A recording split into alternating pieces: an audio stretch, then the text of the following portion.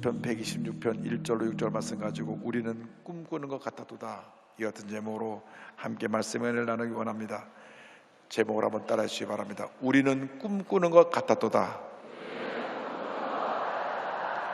우리는 꿈꾸는 것 같아도다.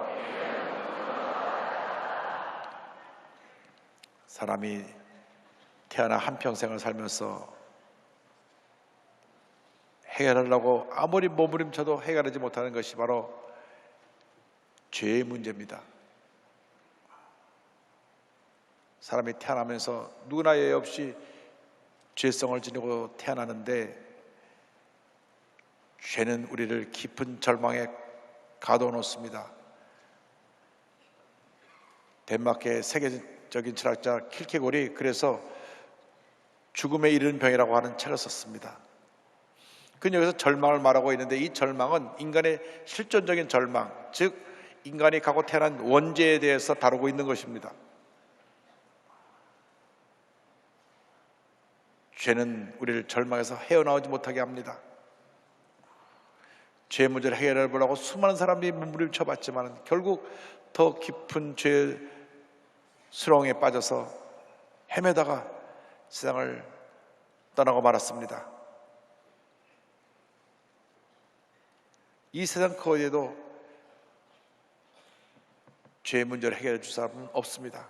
그러나 우리가 참으로 감사한 것은 우리 주 예수 그리스도께서 이 땅에 오셔서 우리의 모든 죄를 짊어지고 돌아가심으로 말미암아 우리에게 구원의 문을 열어주셨다고 하는 것입니다. 예수님 없이는 우리는 죄 가운데 살다가 죄 가운데 죽어갈 수밖에 없는 절망적인 존재입니다. 로마서 3장 23절에 말씀하기를 모든 사람이 죄를 범하였음에 하나님의 영광이 이르지 못하더니 성경은 말씀합니다. 모든 사람이 죄를 범했기 때문에 하나님의 영광이 이르지 못하는 것입니다. 예수 그리스도만이 온 인류의 희망이 되시는 것입니다. 우리가 예수를 믿고 나면 죄와 절망의 굴레를 벗어버리고 주님 안에서 참된 자유와 기쁨과 평화를 누리며 살아갈 수가 있습니다. 무엇보다도 예수를 믿고 난 다음 오늘 우주 만물을 지으시고 다스린 하나님이 우리의 하나님이 되셔서 우리의 영적 아버지가 되어주셔서 우리를 그 품에 안아주시고 주님의 사랑 가운데로 인도해 주신다고 하는 것입니다.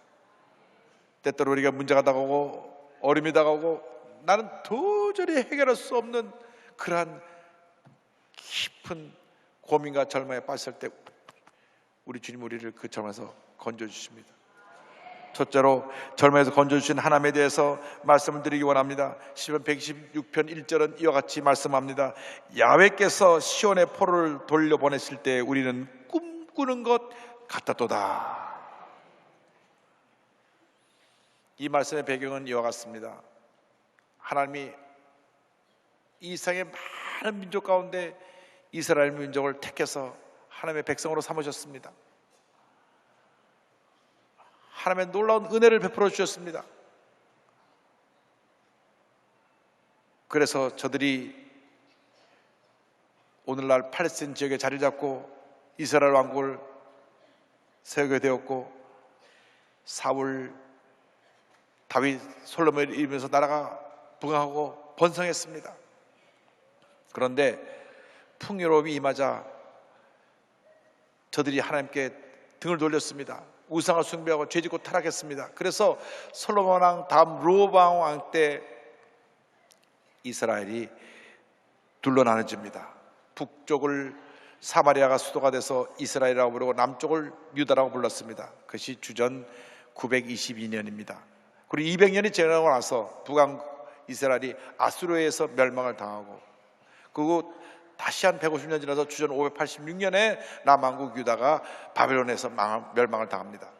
바벨론이 580년 완전히 남왕국 유다를 멸망시킬 때까지 세 차례에 걸쳐서 이 남왕국 유다를 침략해서 이스라엘 백성들을 붙잡아갔습니다. 특별히 귀족들, 배운 사람들, 또 재능을 가진 사람들, 장인들을 데려가서 그들을 노예로 부리면서 그들을 통해서 필요한 것을 저들이 만들게 하고, 또 그들로 하여금 본인들에게 기쁨을 가져주도록 음악을 연주하게 하고 그랬습니다. 이 세월이 흘러 10년이 지나고 20년이 지나고 30년이 지나고 40년이 지났습니다.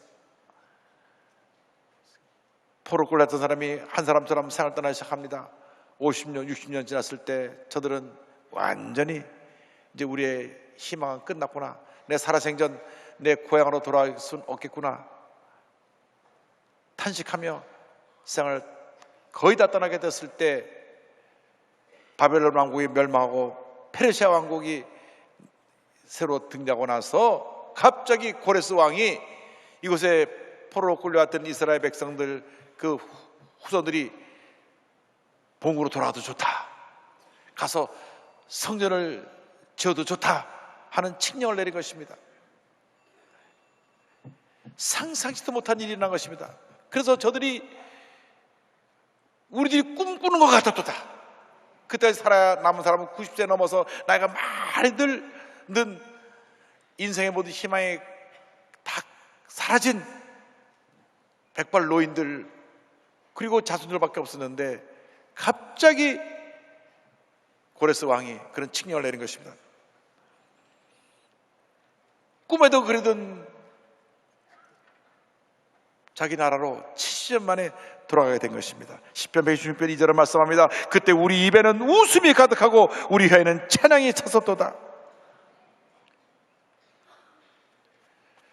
상상치도 못하는 일이 그들에게 일어난 것입니다. 10년이 아니고 20년이 아니고 70년 포로 생활하던 저희들을 그냥 아무런 조건 없이 고레스 왕이 돌려보낸 것입니다. 하나님이 역사하신 것입니다. 누구도 내가 예수 믿고 이렇게 구원받아 복받은 삶을 살게 한다는 것을 상상치 못했을 것입니다. 죄 가운데 태어나서 죄 가운데 살다가 죄 가운데 죽어갈 수밖에 없는 우리 운명이었는데, 오늘날 어느 때 하나님이 우리를 부르신 것입니다. 너는 내 것이라고 부르신 것입니다. 내가 믿는 가정에 태어나서 주님이 부르셨든지, 친구를 통해서 내가 부름을 받고 교회를 왔든지, 아니면 처음으로 내가 아는 사람 따라와서 교회에 왔든지, 그것이 중요한 것이 아닙니다. 주님이 어느 때 우리를 부르신 것입니다. 불러서 주 앞에 나와 예수를 믿게 하심으로 말미암아 내가 죄와 절망의 노예에서 벗어나 축복받은 하나님의 자녀가 된 것입니다. 요한복음 1장 12절로 말씀합니다. 영접하는 자 곧 그 이름을 믿는 자들에게는 하나님의 자녀가 되는 권세를 주셨으니, 믿는 자들마다 하나님의 자녀가 되는 권세를 주셨다고 성경은 말씀합니다. 기대하지 못했던 놀라운 기적과 은혜와 축복인 것입니다. 꿈꾸는 것 같은 놀라운 일들이 우리에게 일어나는 것입니다. 그러므로 우리의 일생은 감사의 일생이 되어야 됩니다. 나 같은 죄인이 구원받아 하나님의 자녀가 되었으니 감사합니다, 감사합니다, 감사합니다, 감사합니다, 감사합니다. 감사로 제사를 드리며 살아가는 우리 모두가 되어야 합니다. 예수 믿고 감사할 때 하나님께서 모든 어려움을 이기게 만들어 주십니다. 나 같은 죄인이 구원받은 그 놀라운 은혜에 대해서 입만 열면 감사하고 주님을 찬양할 때 하나님께서 하나님의 문을 여시고 큰 복을 내려 주실 것입니다. 둘째로, 우리는 큰 일을 행하신 하나님에 대해서 감사하고 찬양을 해야 됩니다. 시편 126편 2절로 3절을 말씀합니다. 그때 문나라 가운데에서 말하기를 여호와께서 그들을 위하여 큰 일을 행하셨다 하였도다. 여호와께서 우리를 위하여 큰 일을 행하셨으니 우리는 기쁘도다. 하나님께서 우리를 위하여 큰 일을 행하신 것입니다. 그러고도 상상치 못한 일이 일어난 것입니다. 어떤 분은 그런 얘기를 합니다. 우리 집은 대대로 미신을 섬기던 집안이 돼서 도저히 예수를 믿을 수 있는 집안이 아니었는데, 어떻게 내가 순복음교회 구회장만 나왔고 구원받아서 예수 믿고 하나님 자녀가 돼서 교회 장로까지 되고 내 친척들 다 존재해서 다 예수 믿게 되고 이렇게 복받은 인생을 살게 되었다고 말합니다. 하나님의 큰 일을 행하신 것입니다. 70년 동안 종살이 하던 그 이스라엘 백성들을 하루아침에 해방시켜서 본국으로 돌아가게 하시니 모든 나라 사람들이 보고 놀랐습니다. 과연 하나님을 섬기는 나라 백성들이 다르구나. 이 놀라운 일이 일어난 것입니다. 1차, 2차, 3차에 거쳐서 포로를 끌었던 저들이 다 풀려나게 되었습니다. 그런데 70년 동안 포로 생활하는 가운데 이미 나라가 멸망했기 때문에 수많은 사람들이 각 나라에 흩어져 노예처럼 살았습니다. 그들이 다 주님께 돌아오게 하여 주옵소서. 시편 126편 4절은 말씀합니다. 야훼여 우리의 포로를 남방 시내들 같이 돌려보내소서. 이스라엘 남방 시내는 건기 때는 바짝 말랐지만 우기 때는 물이 막 차고 넘쳐 흘러서 주변을 적십니다. 물이 흘러 넘쳐가는 것처럼, 차고 넘치는 것처럼 온 흩어졌던 이스라엘 백성들이 다 본국으로 돌아와 주님을 찬양하게 하여 주시옵소서. 하나님께서 이스라엘 백성처럼 우리 대한민국을 사랑하셨습니다. 1910년 일본에서 강제적으로 우리나라가 통합당하고 모든 주권을 잃어버렸을 때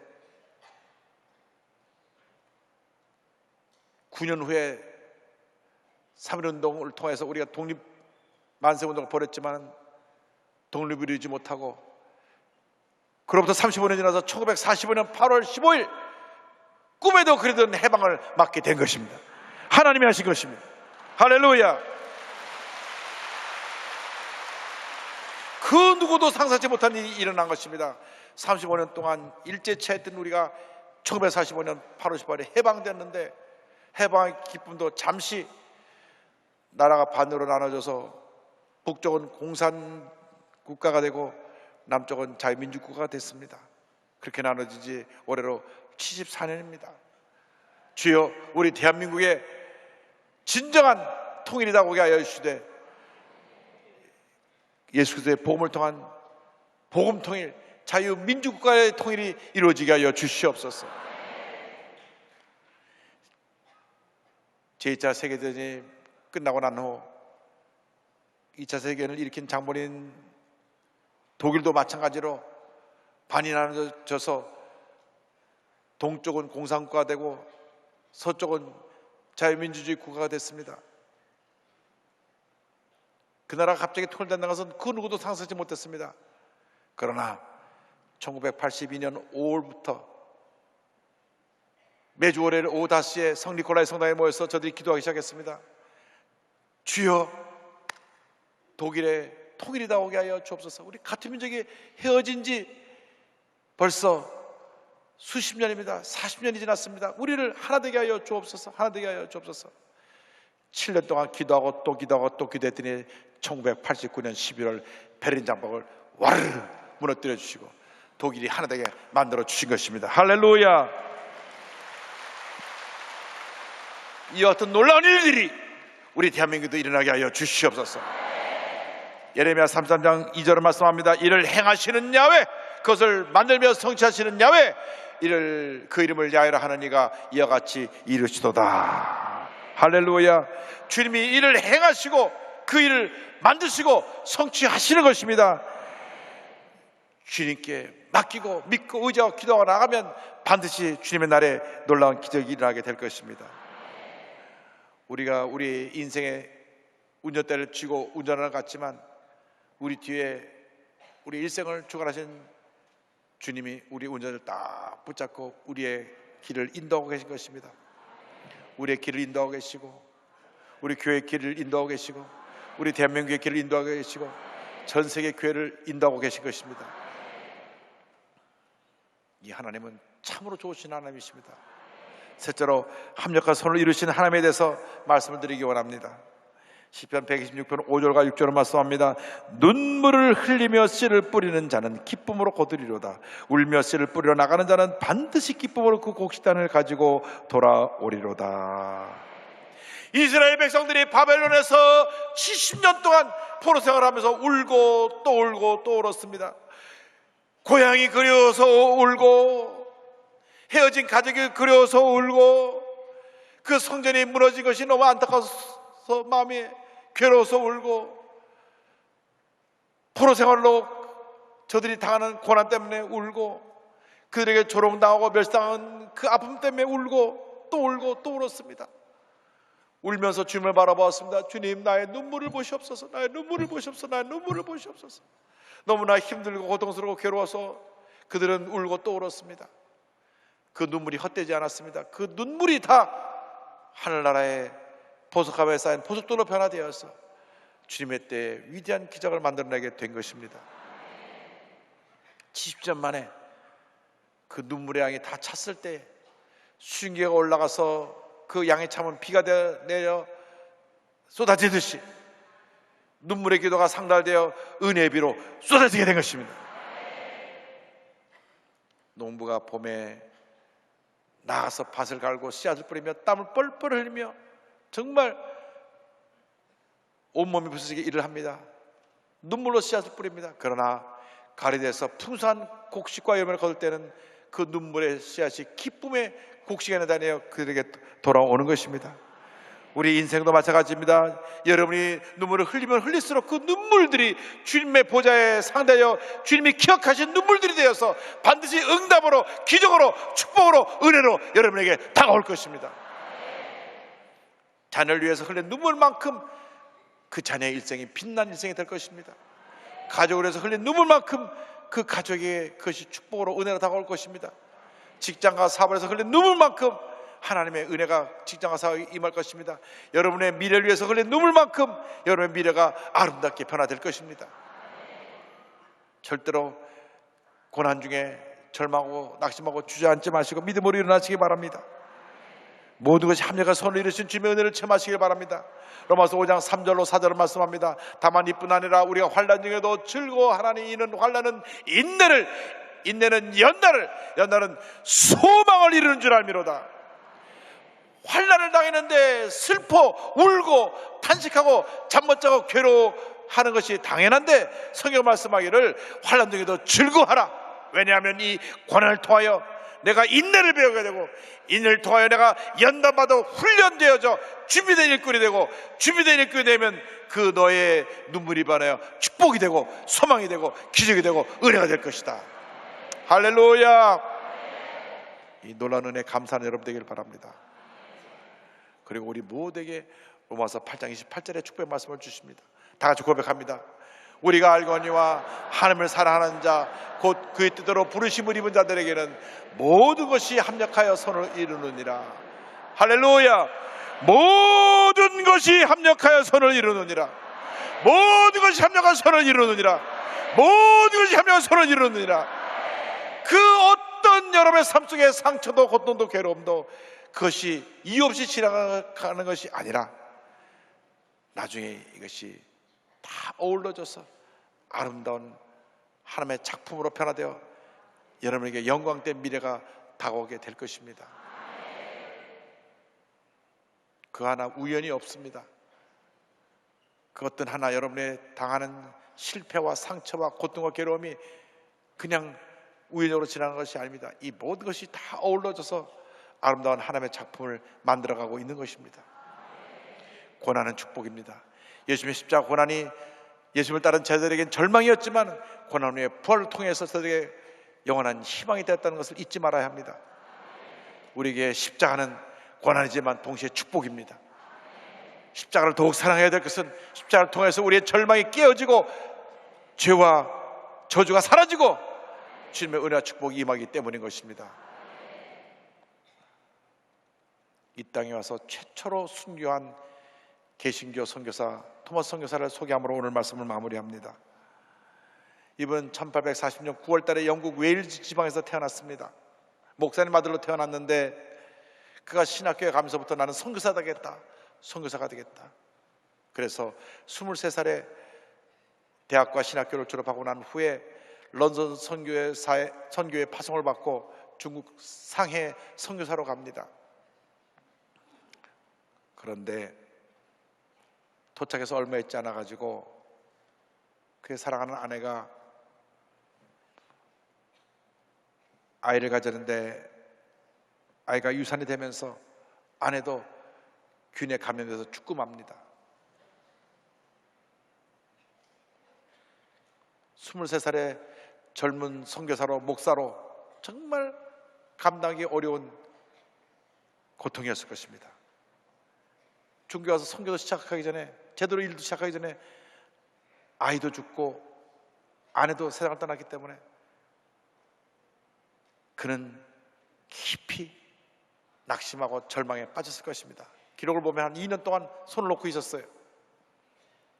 그런데 누구를 만나냐면 조선이라는 나라에서 온 천주교 신자를 만났는데, 조선의 대원군이 대대적인 쇄국 정치를 통해서 천주교를 탄압해서 많은 사람이 죽었다는 얘기를 듣게 됐습니다. 그래서 조선이라는 나라에 대한 꿈을 가졌습니다. 내가 그곳에 이제는 복음을 들고 가서 우리 기독교 복음을 저들에게 전해야 되겠다. 그때는 카톨릭밖에 들어있지 않은 한국에 전해져 있지 않았을 때인데, 본인이 개신교 선교사로 한국에서 복음을 전하기 원했습니다. 그래서 1865년에 황해도에 와서 성경책을 잔뜩 싸들고 와서 나눠주면서 그 섬에서 한국말도 배우면서 복음을 전했습니다. 태풍으로 인해서 잠시 중국에 돌아갔던 그가 기도하는 가운데 1866년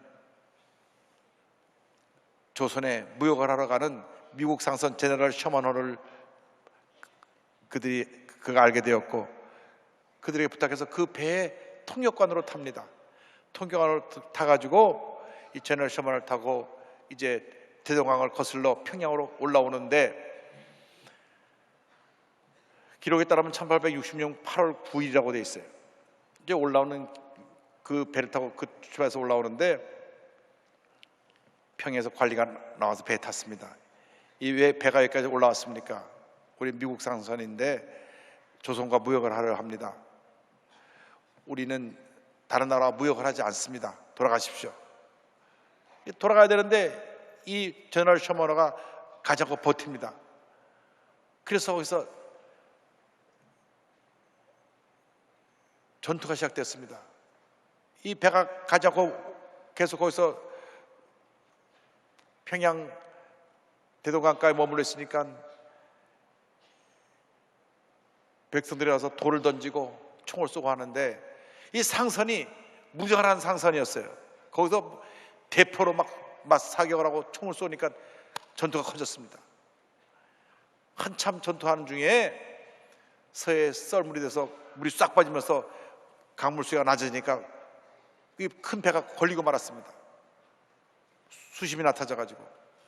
그러니까 평양감사가 지시를 해서 작은 배 여러 척 갖다 묶어가고 상류에서 그 안에다 나무를 올리고 불을 질러가지고 떠내보내갖고 이 제너럴 셔먼호가 완전히 불떠가 돼서 타서 깔아앉고 맙니다. 그래서 거기 타고 있던 선원들이 다 나올 때 그 대동강가에 있던 사람들이 다 나오는 사람을 칼로 쳐 죽였습니다. 토마스 선교사가 그 배에서 나올 때 성경책을 한 움큼 쥐고 나와서 사람들에게 전해줍니다. 근데 박충원이라는 사람이 와서 그에게 칼을 들었을 때 그분에게 그 성경을 전해주는데, 이 박충원 이분이 칼로 쳐서 토마스 선교사를 죽입니다.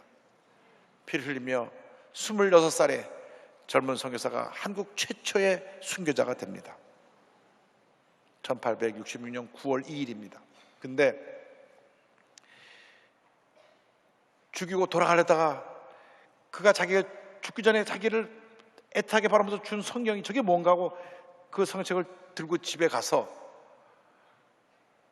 성경책을 읽다가 성령의 감동으로 예수를 만나게 됐습니다. 할렐루야! 예수를 믿게 되었습니다.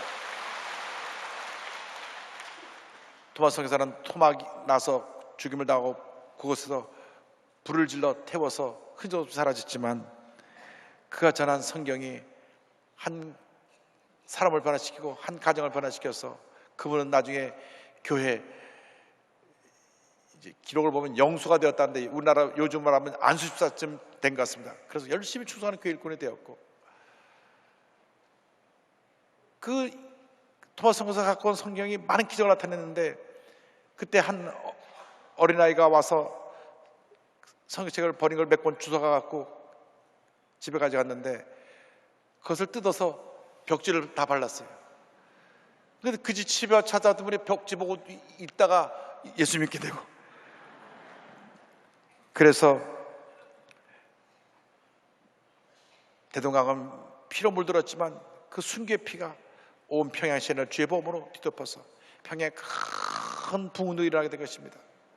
1932년 그가 순교한 자리 근처에 토마스 기념교회를 짓게 되었고, 그 평양 문 앞에, 성문 앞에는 저널 셔먼의 이 닷줄을 승전 기념으로 1945년 해방 때까지 걸어놨다고 합니다.